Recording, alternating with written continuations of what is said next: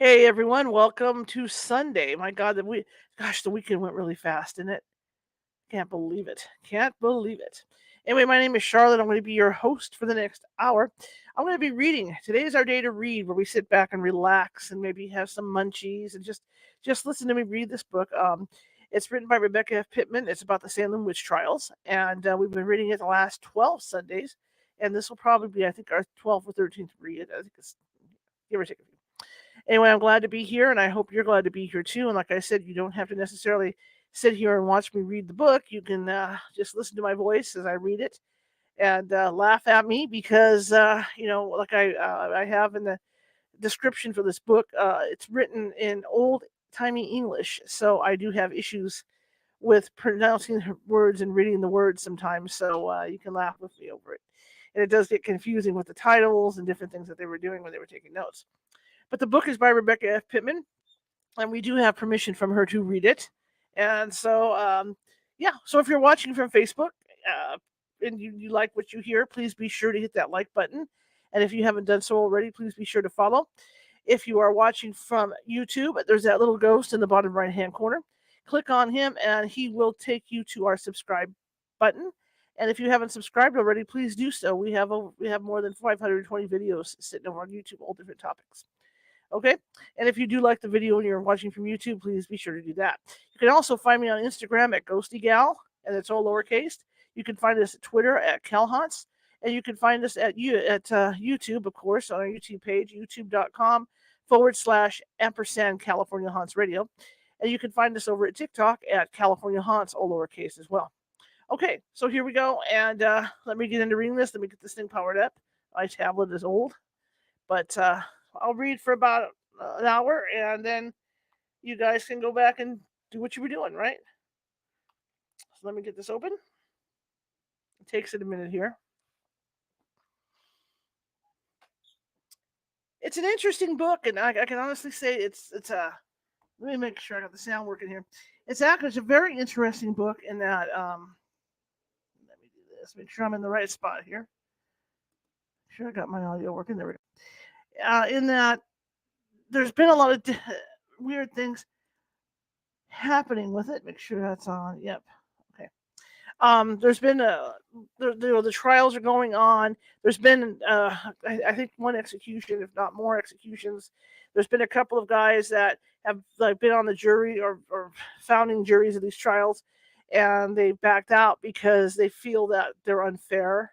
That the witness testimony is bogus, and so they've been backing out and stuff like that. So it's been an interesting read, and it's getting deeper into it because they're bringing more. Of course, there were a lot of people killed, executed during this time as witches, and so we're at the point where they're bringing more people in. So okay, and like I said, please excuse my reading of this because it is in old English, and I do have issues with it. So it kind of makes for a comical thing. Okay, here we go. Chapter 29. Quote, if it was the last moment I was to live, unquote. The return of several ministers may have ended in ambiguity. That's another word, see? May have ended in ambiguity, but the tide had definitely turned within the conscious thoughts of those feeling the weight of the trial's outcomes. Reverend Samuel Willard had come from behind the cloak of hidden meanings and declared boldly in church through consecutive sermons throughout June exactly what his thoughts were pertaining to the trials. He lectured that says that Satan's subtlety, I don't know why I have trouble with some of these words, that Satan's subtlety could deceive. Quote, don't believe the devil, he admonished. If it were possible he would deceive the very elect. Judge Sewell, seated in the congregation, may have squirmed at this declaration. His sermon went on to point out that the devil was particularly interested in bringing down the righteous, and thus the churches of Massachusetts have been targeted. Satan exhibited a peculiar rage against the children of God, and he improves every opportunity against them. Where the gospel comes, here he raises all his powers and does his utmost to oppose. End quote. Reverend Willard warmed to his subject and recited biblical passages that flew directly in the face of the judicial system, especially the policy being used by Judge Stoughton. With the conviction of a man on a mission to upset the witchcraft proceedings, he put it all on the pulpit. Quote, The devil may represent an innocent, nay, a godly person doing a bad act. Act. A-C-K-T. That's what I'm telling you I'm facing. It calls us to self-examination, self-abasing, he said, hearkening back to the Puritan code of look to thyself first for blemish in thy conduct. The Bible, he said, made it clear that the devil can do this upon divine permission, and will do it without he prevented by God. End quote. Satan could take, quote, on the image of any man representing it, end quote. And then he delivered the blow that should have sent the magistrates back to their privy chambers to consider just what they were doing. Satan, in quotes. Can persuade, can, C-A-N-E, that's what I'm saying. Persuade, P-E-R-S-W-A-D-E, right? Satan can persuade the person afflicted that it is done by the person thus represented, end quote. In essence, Willard, without equivocation, stated that Satan didn't even need witches to carry out his evil plans. He could come in the shape of any person he chose, innocent or not, and afflict someone. Although he didn't directly quote from the book of Job, he could have used that poignant story to underscore the fact that God had in the past allowed the devil to afflict the righteous person for his own reasons. He closed by trying to assure the congregation that God was still with them, even in these dark and unaccountable times. Boston minister Reverend William Milbourne, who had been scolded and fined for his words of warning, had focused upon the passages of the return of several ministers that warned of judging people of heretofore impeccable reputations. There were several persons of good fame and of unspotted reputation, he declared, in his petition to the magistrates. Undoubtedly, he was speaking of Reverend George Burroughs, John Alden, John Floyd, Rebecca Nurse, Mary Etsy, and Sarah Cloyce, among others. He once again attacked the charges seen only by the afflicted girls. Quote, bear spectral testimony against, quote, many whereof we cannot put in charity judged to be innocent. If said spectre testimony pass for evidence, we have great grounds to fear that the innocent will be condemned, end quote.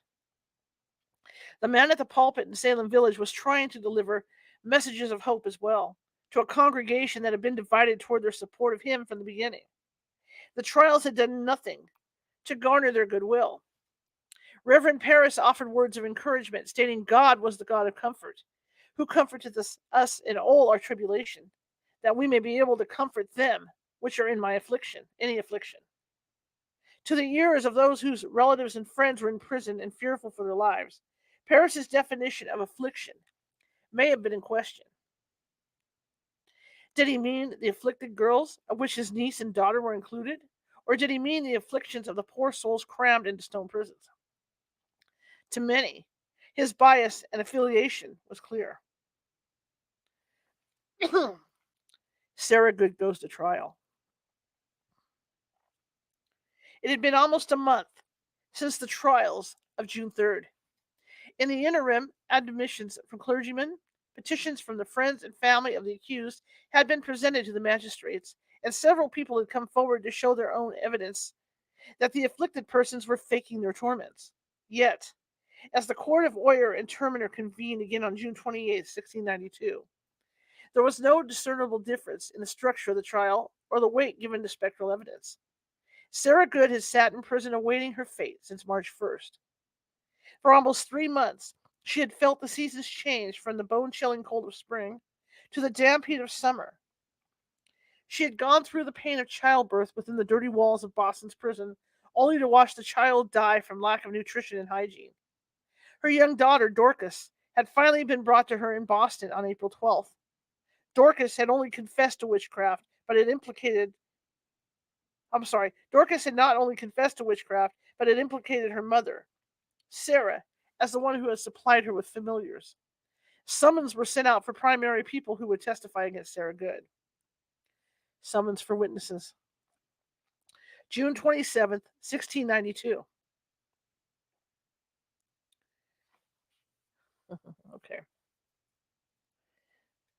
Okay.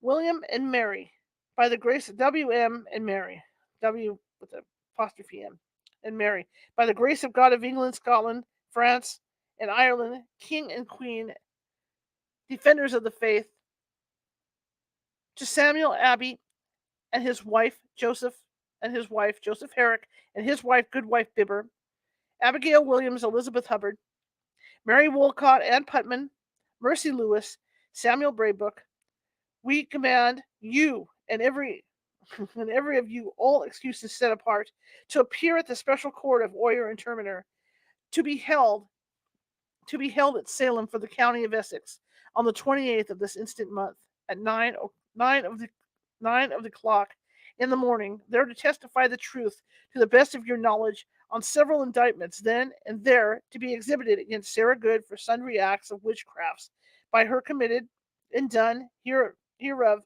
make return fail not dated in Salem, June 27, 1692. Asterisk step, Sewell Clerk. To the constables of Salem or any of them greeting that date, I'm saying greeting DAT, I'm going to say date, 28 June 1692. I have warned the parsons above named according to tenor of this summons by me, John Putnam, Constable of Salem. Reverse, subpoena versus Sarah Good. I don't think it's reverse. I'm sorry. I think it's reference. But it says reverse.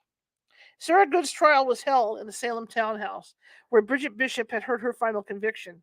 It was 9 o'clock on June 28, 1692. As the ragged woman stood before the stoic faces of 5 magistrates and the gaggle of jurymen, she must have realized she was in enemy territory. Who would stand for her? Her entire life had been one of hopelessness and men deserting her, either figuratively or literally. Now her very life would be decided by these men who were rifling through parchment papers filled with accusations from the afflicted seated to her right. She waited, tension mounting in the courtroom. This was a much larger meeting room than that of Salem Village's meeting house. She tugged on her ratty apron and adjusted her stained collar, the stale smell of pipe tobacco smoke wafting from each movement she made. Her past miserable life played before her. Her father's suicide, the resulting loss of her inheritance due to a stepfather's greed, her first husband's death that left her mired in debt, and her present husband who had watched as she begged for food and shelter throughout Salem Village. She felt the eyes of the self-righteous gathering of wealthy Salem merchants behind her, and it took all she could to not turn and lash out at all of them. As the depositions against Sarah Good were read out, alleging each spectral attack against the afflicted, parentheses, that continued even after her imprisonment, the demise of Samuel and Mary Abbey's 17 head of cattle, as well as sheep and hogs after the Abbeys kicked the Goods out of their home, and other various vagrancies, the afflicted girls did what had become the backdrop of the proceedings. They howled, writhed, and even produced a real prop. During the trial, one of the afflicted screamed out that Sarah Good had just stabbed her in the breast with a knife. She had thrust it so hard that the blade broke. Triumphantly, the girl held up a broken piece of knife blade. As the gathering of jurymen, magistrates, and spectators looked on aghast, a young man stood up and made a startling accusation. He told the room that the blade had come from his knife that had broken the day before in front of the very girl claiming she had just been stabbed.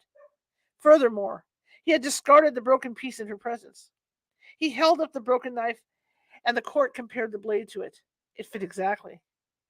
Shockingly, at a moment when the testimony of some of these afflicted witnesses should have been brought sharply into question, the magistrates only admonished the girl to stick to the facts and continued on with the trial as if nothing had happened. This was just one more question at this point as to what mission these trials were on. The men were ignoring admonitions from ministers and brushing away actual evidence of fakery to continue on with the trials that were becoming increasingly unpopular. Had they decided to admit that they had been wrong was too much to bear upon their respective stations in the colony? Would the blood of Bridget Bishop sign their removal from their exalted stations? Reverend Samuel Parris, taking the opportunity to place the stigma elsewhere concerning his home as the original compass point of the outbreak, reaffirmed his complaint sworn out on May 23rd to Hawthorne and Corwin. He, along with Thomas Putnam Jr. and Ezekiel Cheever, had witnessed the sufferings of Betty Parris and Abigail Williams. On March 1st, during the first examination of Sarah Good, they reminded the court that Tituba's accusations, parentheses, After admitting to witchcraft herself, in parentheses, that Sarah Good and Sarah Osborne had hurt the children and ridden with her upon a pole through the night sky to join the devil's sabbaths. Other indictments were for attacking Elizabeth Hubbard, Ann Putnam Jr., and Sarah Bibber. Little Dorcas Good's confession was also read out. The woman's own child had claimed Sarah Good was a witch. Sarah was found guilty on the charges of witchcraft, a verdict that surprised only a few. She had been the scourge of Salem village, hounding the hard-working people for scraps of food and a place to stay the night. Most had helped her out of pity for the dirty-faced child she dragged about with her. Sarah was taken back to Salem jail, where she had begun her journey of hell in March. She sucked on her foul pipe and undoubtedly thought of Bridget Bishop. Bishop had been found guilty, and they had hanged her. Susanna Martin's trial. On June 29th, Susanna Martin was brought before the court of Oyer and Terminer. After Sarah Good's trial the day before, evidence had been heard concerning Tituba. It was likely a reconstruction of her examination on March 1st. No record of her trial is extant. She was probably sent to Salem jail, where she may have been kept separated from the other accused witches as ordered during her transport from Boston to Salem town for the trials. Susanna Martin was a 71-year-old matron from Amesbury, Massachusetts. She had been associated with witchcraft for over 30 years, narrowly skating out of the noose more than once. Tales of her audacious behavior had been town gossip for ages, each story more brazen than the next. Deodat Lawson had made the trip from Boston to witness the trials that day. Even he, after watching the afflicted's antics on many occasions, was horrified at the convulsions greeting Martin's arrival. The girls seemed to be twisted into contortions that threatened to pop their arms from their shoulder sockets. One of them threw up blood. It was so startling that someone actually dipped his finger into it to make sure it was not fake. It was not faked. It was real blood. The depositions read against Martin were lengthy and hard to believe. Her neighbors from Amesbury had accused her of everything from drowning their cattle to pitching cats at them from her second-story window to chew at their throats. Sarah Atkinson of Newbury took it a step further, accusing Martin of practically walking on water. Testimony of Sarah Atkinson versus Susanna Martin. June 29th, 1692. Sarah Atkinson, aged 48 years or thereabouts, testified that sometime in the spring of the year about 18 years since Susanna Martin came into our house at Newbury from Amesbury in extraordinary dirty season, when it was not fit for any, I don't know what P-Bar is, son, to travel. She then came on foot. When she came into our house, I asked her whether she came from Amesbury. I fought, she said. She did. I asked how she could come in this time afoot and bid my children make way for her to come to the fire to dry herself. She replied she was as dry as I was and turned her coats on side. And I could not perceive, that the sole of her shoes were wet. I was startled at it, that she should come so dry, and told her that I should have been wet up to my knees if I should have come so far on foot. She replied that she scorned to have a drabbled tail. Told you. Oh, I see. Parentheses. Scorned to have a draggled tail, meaning the tail of her dress becoming soiled. Got it. See? Susanna Martin had traveled on an especially foul day when the rain had made the rutted roads almost impassable. Yet upon arriving at her friend's home, she was completely dry. Not even the soles of her feet were wet. The implication was either she walked above the muddy terrain or flew. The rest of the depositions were from early May when Susanna Martin was first examined. The usual complaints of spectral attacks, pinching, choking, etc., were read aloud to the jury. Even Samuel Parris had put forth a complaint against Martin on behalf of his niece and others. Here's the deposition of Samuel Parris. You gotta love this stuff, you guys. Nathaniel Ingersoll and Thomas Putnam versus Susanna Martin. May 2nd, 1692. The deposition of Sam Parris, aged about 39 years, and Nathaniel Ingersoll, aged about 58 years, and also Thomas Putnam, aged about 40 years, old of Salem, testifieth, and saith that Abigail Williams, Mercy Lewis, Mary Walcott, Susanna Sheldon, and John Indian were much afflicted at the examination of Susanna Martin of Almesbury, widow before the honoured magistrates, the 2 May 1692, and that Goody Bibber, who before had not accused her, and some other of the afflicted then, and there testified that there was a black man whispering in her ear, and also that the said Bibber, I'm sorry, the said Bibber, Abigail Williams, and Mary Walcott and John Indian could not come near said Martin when upon trial they were ordered by the magistrates to attempt it, and their agonies and tortures they charged said Martin as the cause of, and also we afflicted then, and there testified that there was a black man whispering in her ear, and also, oh, I'm sorry, see, it'll jump like this, and also we further saw, it's a mess tonight, man, that when she said Martin bit her lips, they were bitten, and when the afflicted were ordered to go towards her, they were knocked down. Martin's inquest notes were read out. They included her obvious disdain for proceedings and the girl's afflictions. The magistrates reprimanded her for laughing at the obvious torment of the girls. They reread her comments from her earlier questioning. Quote, well, may I laugh at such folly? What do you think ails them? Hawthorne had asked her. Susanna shrugged, obviously unimpressed by the whole performance. Quote, I don't desire to spend my judgment on it, she said, offhandedly. Frustrated, Hawthorne had pushed.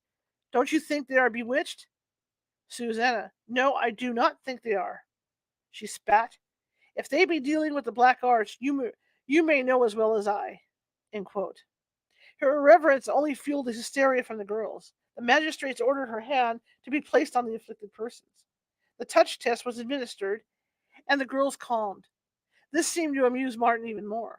Susanna managed to hit one solid stroke against the myriad accusations of her spectre visiting the girls. Quote, he that appeared in the shape of Samuel, a glorified saint, may appear in anyone's shape. Unquote. This biblical reference to the witch of Endor was a powerful move. The pawn had pushed back a square in the devil's board game. That the witch of Endor had caused the shape of Samuel to appear before Saul may have caused the magistrates to pause. She had used the Bible in her defense and used it against spectral evidence. After a moment's pause, they moved on. Her biblical reference was all but a sniffle to be ignored. Like Bridget Bishop, she was accused of entering the windows of unsuspecting men at night and climbing into bed with them. Others accused her of taking on amazing shapes, including a marvelous light about the bigness of a half bushel. One witnessed her melt into an empty space, only to emerge as a flock of birds that pecked and pinched. She had appeared as a cat and carried men away to feast and frolic with the devil. The haughty Martin was found guilty and taken around the corner to Salem jail to sit in the fumes of Sarah Good's pipe. Sarah Wiles' trial. The trial of Sarah Wiles that day received scant mention. The depositions had been gathered since her earlier examination. April 22nd.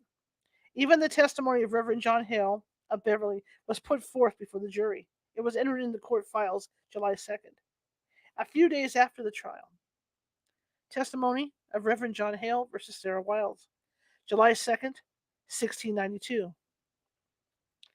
I, John Hale of Beverly, age 56, being summoned to appear and give evidence against Sarah Wiles of Topsfield, July 2nd, 1692, testify that about 15 or 16 years ago came to my house the wife of John Herrick of Beverly, with an aged woman she said was her mother, Goody Reddington of Topsfield, come to me for counsel, being in trouble of spirit. When the said Reddington opened her griefs to me, this was one that she was assaulted by witchcraft, that Goody Wiles, her neighbor, bewitched her and afflicted her many times grievously, telling me particular stories how and when she troubled her, which I have forgotten. She said also that a son-in-law of said Wiles did come and visit her.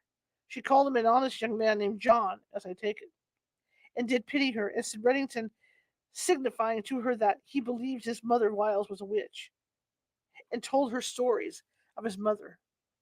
I also understood by them that this Goody Wiles was mother-in-law to a youth named, as I take it, Jonathan Wiles, who about 20 years ago or more did act or was acted very strangely, insomuch that I was invited to join with Mr. Cobbett and others at Ipswich to advise and pray for the said youth, whom some thought to counterfeit, others to be possessed by the devil. But I remember Mr. Cobbett thought he was under obsession of the devil.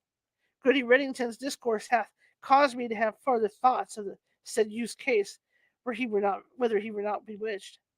Obviously, the words of a respected clergyman carried a lot of weight. Sarah Wiles was sentenced to death by hanging and led from the courtroom. Elizabeth Howe's trial. Elizabeth Howe's trial was held on June 30th, 1692. The 50-year-old the 50-year-old carried the distinction of Rebecca Nurse's sister-in-law, also from Topsfield. According to ignorant inhabitants, the nurse genealogy, Sarah Wiles, chart, must have been filled with cauldrons and broomsticks. Howe's main accusers were a family from the neighboring town of Ipswich. The Purley family accused Elizabeth Howe of afflicting their 10-year-old daughter until she was down to skin and bones. Reverend Samuel Phillips and Edward Payson, ministers of Raleigh, did what Cotton Mather had recommended before. They took Elizabeth Howe to face the little girl. "Did I hurt you?" asked Goody Howe, taking the child's hand in her own. "No, never," said the little girl. "If I did complain of you in my fits, I knew not that I did so." The interview was conducted outside of Purley's house. The little girl's brother, listening through a window, hissed at his sister, "Say Goody Howe is a witch. Say she is a witch." The little girl refused to say the lady whose hand she was holding was a witch.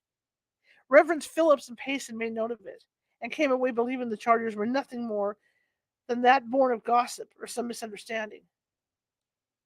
They put forth a deposition saying so before the magistrates. Reverend Samuel Willard was of the same mind and said so. The girls, feeling invincible, suddenly cried out against the Reverend, whose views on afflicted's antics were no secret. To the shock of the magistrates and all gathered, the girls accused him of witchcraft. They had set their cap too high. Samuel Willard had been the president of Harvard, fulfilling Increase Mather's role, while Mather was in England lobbying for a new charter. He was a significant figure in Boston. The girls' maid felt that if Reverend George Burroughs was fair game and sat in prison at this moment on the charges of witchcraft, why not go for a clergyman who was proving to be problematic? It backfired. "There will be no more of that," one of the judges sternly admonished. "You are mistaken." As a hush fell over the courtroom, perhaps doubts began to form as to the validity of the afflicted's charges against any of the witches. Another magistrate jumped in, tempting his words in a more consoling tone. He suggested the girls must have mistaken Reverend Willard for Constable John Willard, who was even now sitting in prison awaiting his trial on witchcraft charges. All eyes swung toward the girls, who swallowed hard beneath the scrutiny. Yes, that must be it. They got the wrong Willard. While, while the rescue line tossed to the accusing girl mollified the crowd for the moment, had it satisfied them. The judge couldn't confirm the afflicted's accusations one minute and toss them out the next. Either witchcraft was real or it wasn't. You can't draw the line when someone of distinction is called into question. Unlike the examinations from early March, when a legal court had not been in charge, the Salem witch trials were finding themselves in murky water.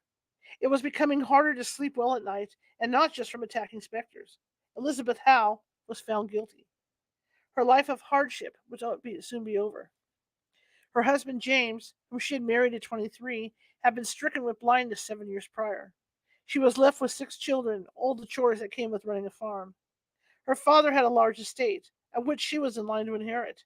She would not see that day. Many of her friends and family traveled from Topsfield to vouch for her. Her blind husband never forgot her during her imprisonment.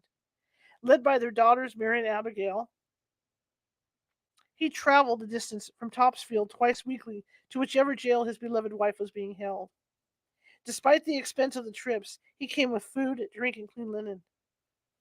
Her husband's 94-year-old father testified that Elizabeth is very dutiful, careful, loving, obedient, and kind, tenderly leading her husband about by the hand in his want of eyesight. It was the other depositions accusing how of witchcraft that overrode the many pleadings on her behalf. Accused of poisoning an apple, ruining cider and beer, causing the sickness and death of cattle, and even of bewitching one good wife Sherwin to death.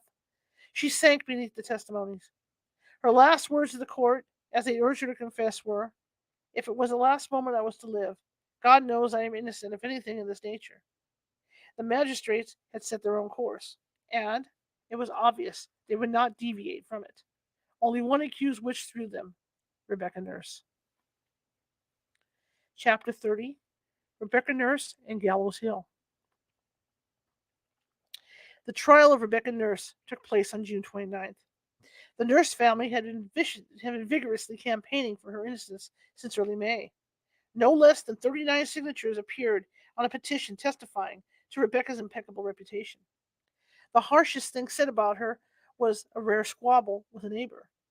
Yet this woman stood before the magistrates that sultry Wednesday morning, accused by Ann Putnam Sr. of murdering 6 children, who had appeared before Putnam in their winding sheets, and of the death of the husband of one Sarah Holton. 3 years earlier, Sarah Holton's husband Benjamin had gotten into an altercation with Rebecca when his hogs were once again found routing up her garden. According to Sarah, Rebecca stormed into their home, railing and scolding, threatening to have her son shoot the pigs. Sarah stated that even though her husband had handled the verbal attack with calm and decorum, his troubles had just begun. Shortly after the altercation, Sarah claimed her husband began to suffer stomach pain, choking fits, and even blindness. This evidence, heard now in court as an indication of witchcraft, was refuted by several sources in support of Rebecca Nurse. Nathaniel and Hannah Ingersoll said, although it was true Holden had died while suffering violent convulsions, no one at the time said anything about witchcraft. Oddly, John Putnam Sr., who had voiced suspicions of Rebecca earlier, now stated that when their son-in-law John Fuller and daughter Rebecca Shepherd had died during bouts with fever, witchcraft was never mentioned. Salem town had been dealing with a plague of smallpox at the time of the witchcraft outbreak, and fevers born of a variola virus ravaged many homes across the country. It was just another strange coincidence of the trials that one Putnam was condemning Rebecca Nurse, while another tossed a backhanded vote in her favor. Rebecca was facing 4 indictments for witchcraft credited to her during her March 24th examination. She was accused of attacking Ann Putnam Jr., Mary Walcott, Betty Hubbard, and Abigail Williams. Strangely, Ann Putnam Sr.'s name was not among those noted. According to Ann Sr., Nurse Inspector had come into her bedchamber on several occasions, showing her the bodies of murdered children and even debating scripture verses. She had been choked and frozen in place by the menacing spirit. Rebecca's trial was unprecedented in the number of people who came forward, not just to attest to her pious character, but to cast doubt on the afflicted. The tide had definitely turned against the girls, at least in the court of public opinion. James Kettle stated that Betty Hubbard had told him several untruths during a Sabbath in late May. More disturbing was Joseph Hutchinson Sr.'s retelling of a conversation he had with Abigail Williams. Abigail had been describing not one, but 2 different books the devil had offered for her signature. They were both red as blood, Abigail said, which the black man repeatedly pushed towards her.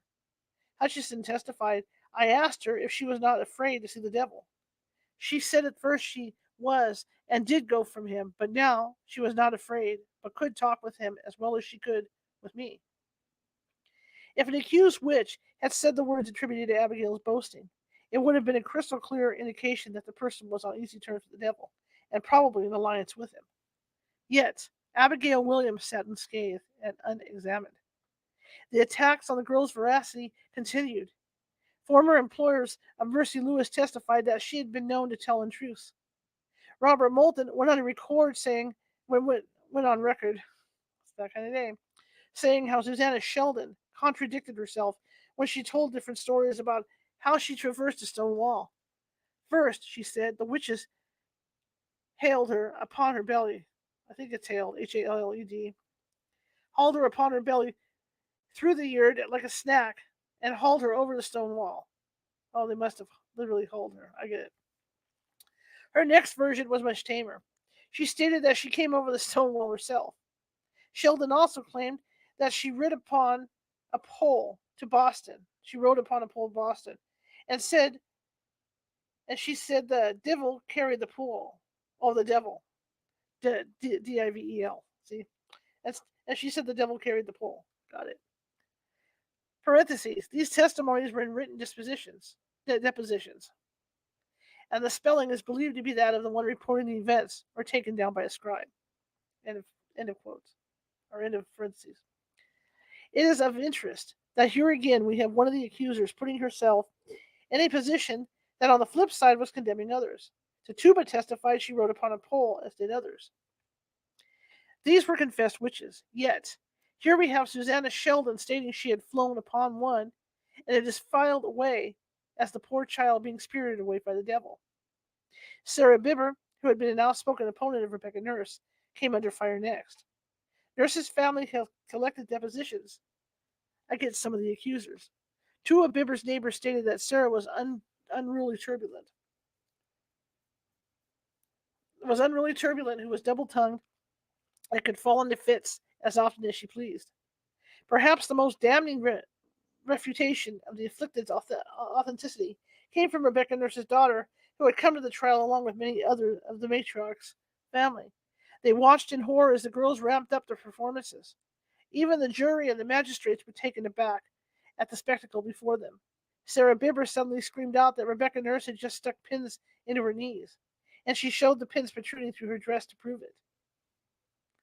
Sarah Nurse, who had been watching the roll of afflicted persons carefully throughout the trial, jumped up and declared, "I saw Goody Bibber pull pins out of her clothes and held them between her fingers and clasped her hands around her knees, and then she cried out and said, 'Goody Nurse pinned her.' This I can testify." As to the witch marks found on Rebecca's body, two of her daughters, Rebecca Preston and Mary Tarbell, said that their mother had for many years dealt with the infirmity the midwives had found suspicious.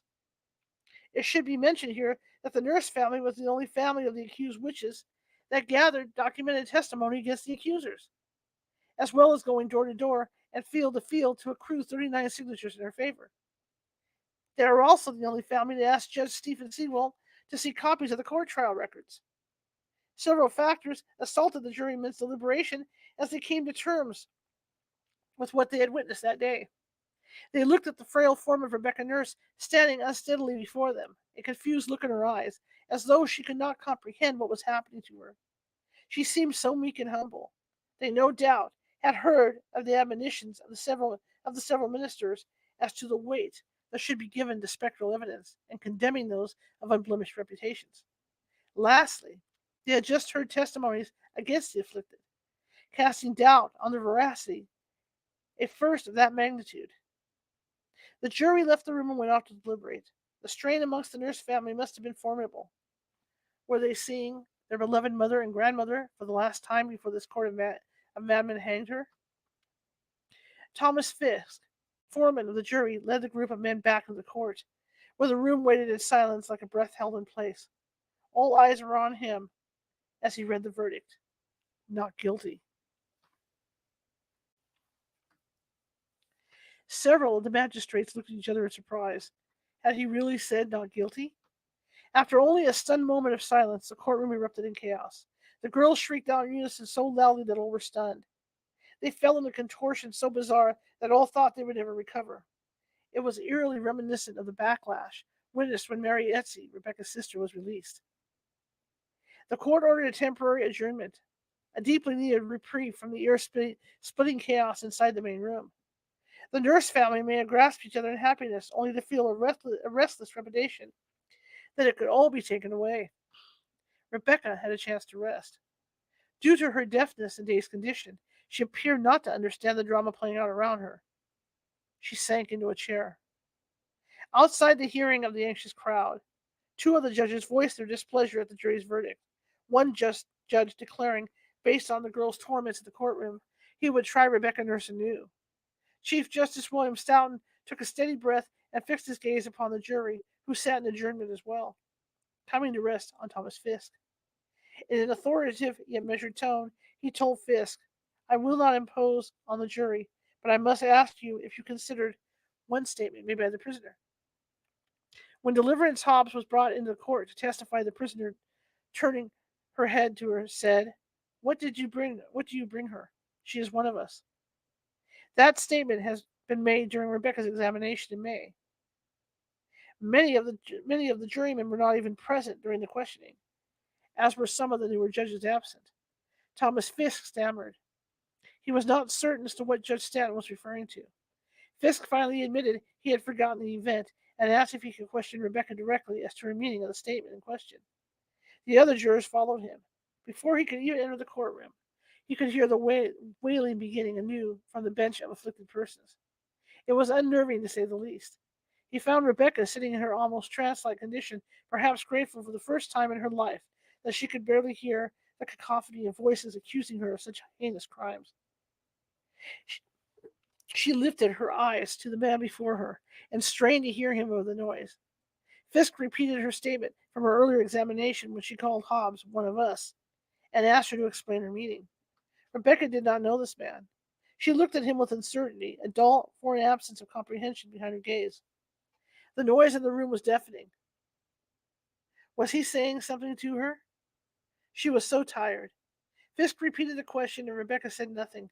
He looked about him for some sign of what he was to do next. No one came to his aid. He returned to the private room, a din of howling behind him, and reported that his query had been met with silence. The jury now had a dilemma on their hands. What did that silence mean? What if she was innocent? Hadn't she come to her defense and answered him? The statement she had given that Deliverance Hobbs is one of us could mean two different things. That Hobbs was a witch like herself, or simply that Hobbs was a prisoner under suspicion of witchcraft like herself. And why bring her in as a witness? The evident torment continuing from the courtroom next door may have swayed the jury. Thomas Fisk admitted that these words, or lack thereof, were to be a principal evidence against her.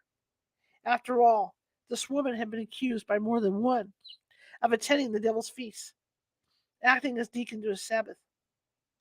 Within the hearing of the collected family of Rebecca Nurse, Thomas Fisk declared that after careful deliberation, they were retracting their verdict. Beneath the pleased gaze of Chief Justice Stoughton, Fisk declared Rebecca Nurse guilty of witchcraft and sentenced to hang.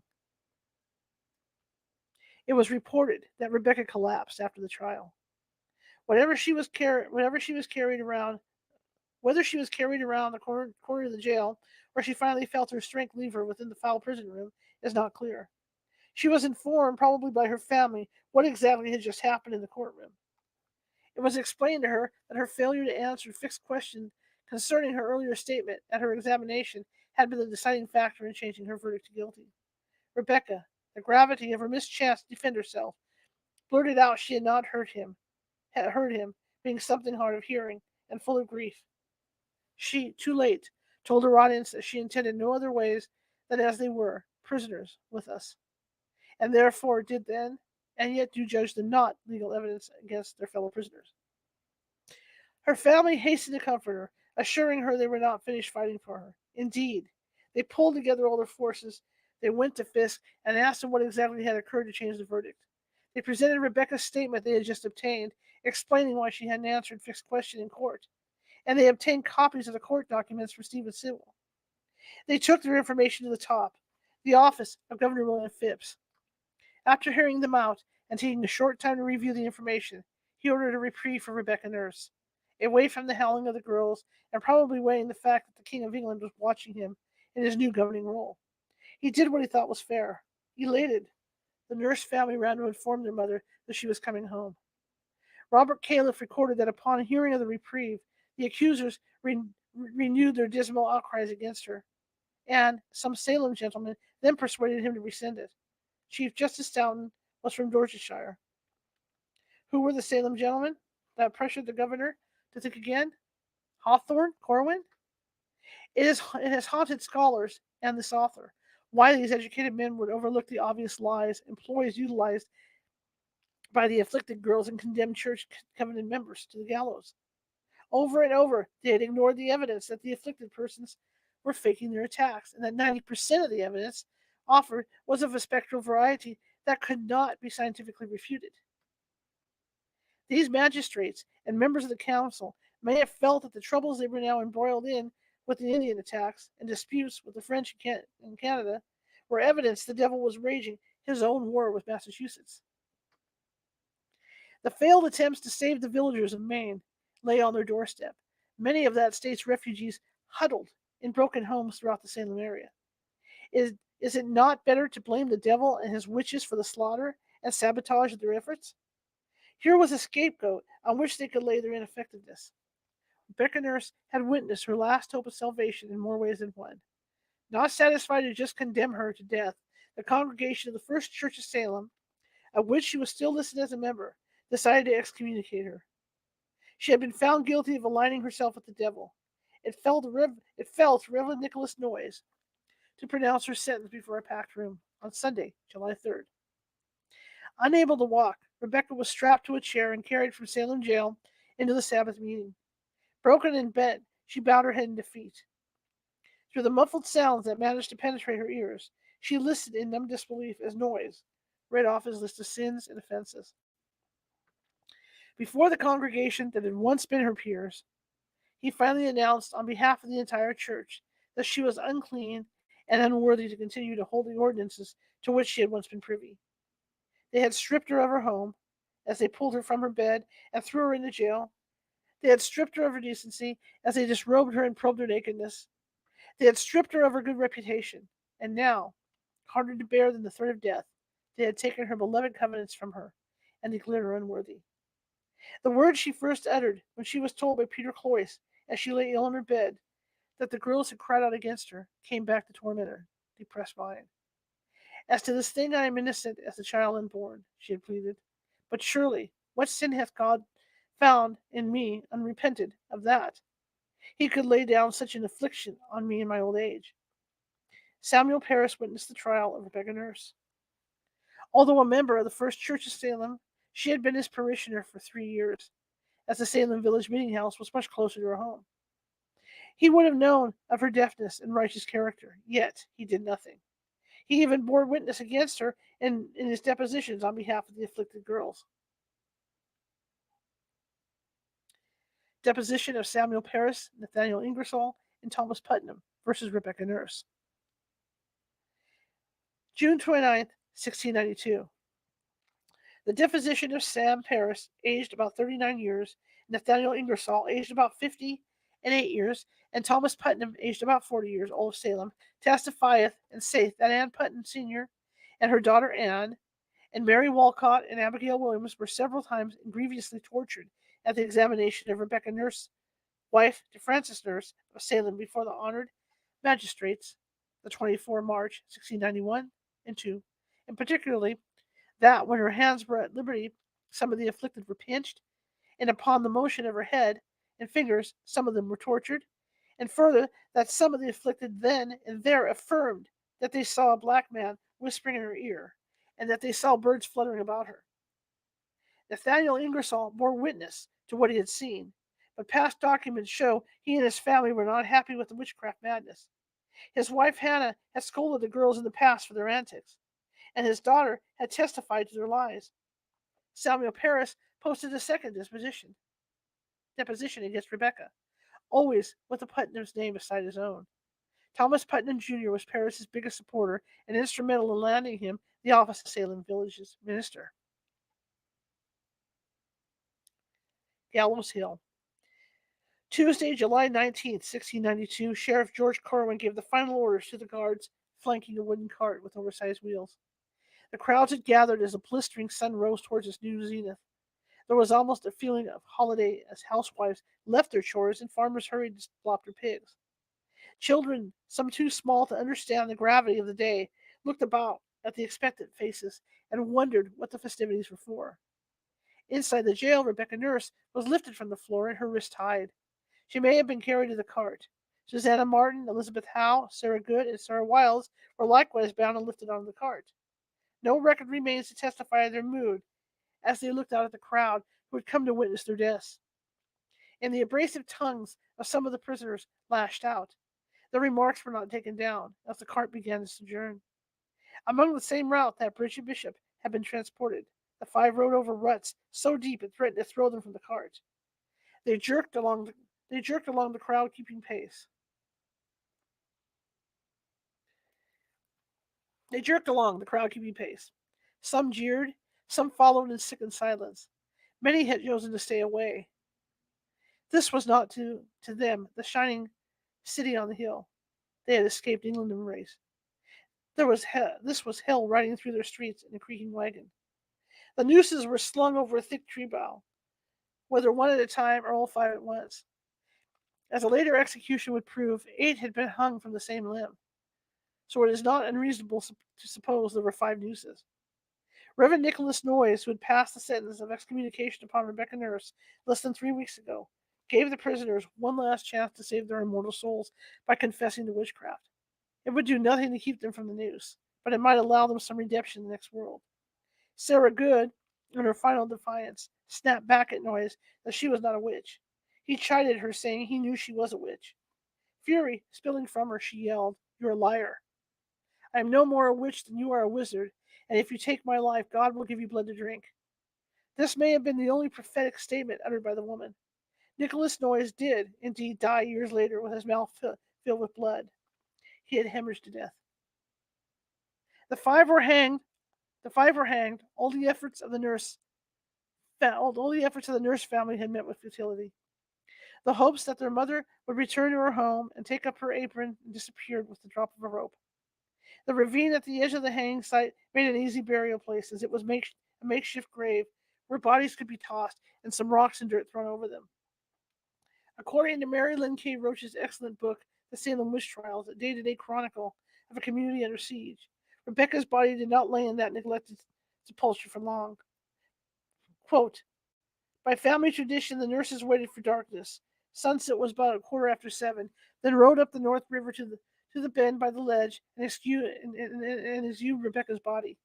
According to another tradition, Caleb Buffum, a distant relative, noticed this effort from his home nearby and helped carry the remains to the shore. From there, a small craft could slip downstream, past town on the midnight's high tide, then north up the estuary to Crane River, and along its narrowing length to the nurse's land, where they buried her privately on home ground. A loving memorial stands witness today to the Rebecca Nurse homestead in Danvers, Massachusetts, a permanent testament that this pious matriarch brought home to rest. That's it. That's all we're reading today. Wow, that was something, wasn't it? That was something. Okay, guys. Well, that's it for today, and they'll start a new chapter. Thank you for coming and thank you for listening. And man, this book is it's an eye opener. I mean, I knew about the witch trials, but I didn't know about the witch trials. If that makes any sense, I know now. Rebecca's an excellent detail person. She goes into a lot of detail. Okay, well, I will see you guys tomorrow, 6:30 p.m. Pacific, with psychologist Donna Anderson. We're going to be talking about different, different psychological traits that people have. So that'll be tomorrow's show, and I will see you at 6:30 tomorrow. Have a great evening. Bye.